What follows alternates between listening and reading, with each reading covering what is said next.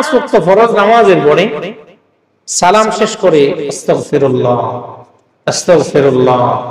এরপরে আল্লাহু আকবার আল্লাহু আকবার, এরপরে আপনি আয়াতুল কুরসি পড়েন। এই আয়াতুল কুরসি পড়ার মাধ্যমে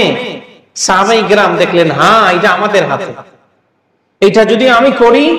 তাহলে আমার সামনে আমার নবী থাকুক আর না থাকুক, আমাকে যে কোনো মানুষ দাফন করুক, যেথায় দাফন করুক, যে কোনো স্থানে দাফন করুক, আমাকে কবরের মাটির চাপ থেকে বাঁচার জন্য কেউ মাটির উপরে থেকে তাসবিহ পড়তে হবে না, আমার কবরের মাটির চাপ থেকে বাঁচানোর জন্য কেউ আমার জন্য তাহলিল পড়তে হবে না, আমার কবরের মাটির চাপ থেকে আমাকে বাঁচানোর জন্য কেউ আমার জন্য তাকবীর পড়তে হবে না, আমার কবরের মাটির চাপ থেকে আমাকে বাঁচানোর জন্য কেউ কবরের উপরে দাঁড়ায় আমার জন্য দোয়া করুক আর না করুক, এমন কাজ আমি দুনিয়াতে করে আসছি। অটোমেটিক আল্লাহ আমার আয়াতুল কুরসির আমলের বদৌলতে কবরের মাটির চাপ থেকে আমাকে বাঁচাই দিবেন। সুবহানাল্লাহ।